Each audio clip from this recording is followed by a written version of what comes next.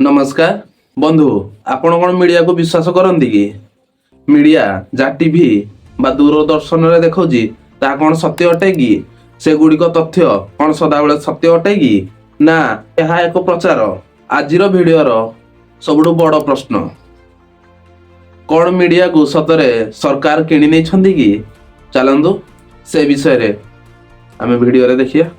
जेतेबेले सारा भारत वर्ष रे बेरोजगारी बहुत बड़ जंत्रणा साजी सारी टीवी कहीं न्यूज रिपोर्टर मैंने देखा ना कौन बेरोजगारी गोटे खबर नुहे कि देश में स्कूल नहीं चाकरी मिलू नहीं बेरोजगारी दिन को दिन बढ़ी चली किंतु यह मीडिया रिपोर्टर यह देखा ना पॉडकास्ट रे सदा सर्वदा खाली सेलिब्रिटी मानकर गोसिप 24 घंटा चली कौन यह एक एक्सीडेंट ना मीडिया को किए कंट्रोल करुची।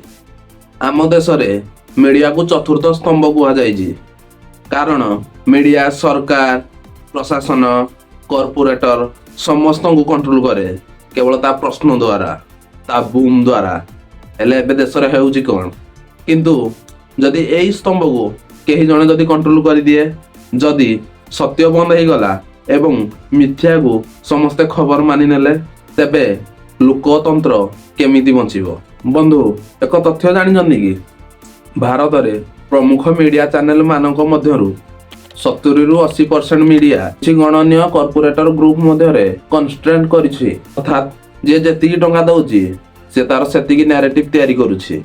एबे चिंता करंतु एही कॉर्पोरेटर जदि राजनीति मानक सह मिसी स्ट्रांग लिंक रखिले तेबे मीडिया कार सत्य देखैबो जनतांकर ना केही पार्टीर। एठिरे सबुठु बड़ प्रॉब्लम न्यूज तथ्य उपरे चलुनी एडवर्टाइजर ओ पॉलिटिकल फंडिंग उपरे चलुजी। आपण माने केबे नोटिस करचंदी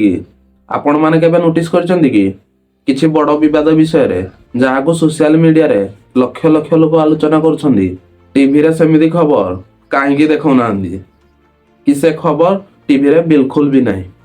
तार किछि उदाहरण अनएम्प्लॉयमेंट करप्शन पेपर लीक किंतु जो खबर किछि मूल्य न थाए ताको ए टीवी चैनल माने घंटा घंटा धरी बहुत महत्व दे थांदी एवं से खबर घंटा पर घंटा डिबेट रे चलुजी।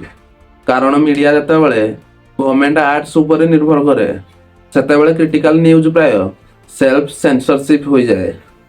सेमिति गुटे टॉपिक पेड न्यूज जार अर्थ होउची खबर रूपरे केवल विज्ञापन चैनल मध्य जाने एटा आड एवं समस्त राजनीतिक दल भी जाने यह केवल आड किंतु जनता यह को जानूनी ता ऊपर प्रोपोगंडा 100 थर लोक मानू कहले लोक माने ताहाको विश्वास कर नउछंदी। से मिथ्या एडवर्टाइजमेंट को लोक माने बहुत सरल एवं सहज रूप से विश्वास कर नउछंदी। एही काम टीवी डिबेट्स द्वारा अधिक करा जाउछि। एठारे ध्यान दियंतु मु कहूनी सरकार मीडिया को किनी नेछि किंतु एही पैटर्न कोन कहूछि comments add major income media owner political link entertainment real issue. तेबे प्रश्न उठुछि मीडिया जनतार वॉइस रही गला कि ना ए पॉलिटिकल पावर को हैप्पी रखिबार मेसिन ही गला।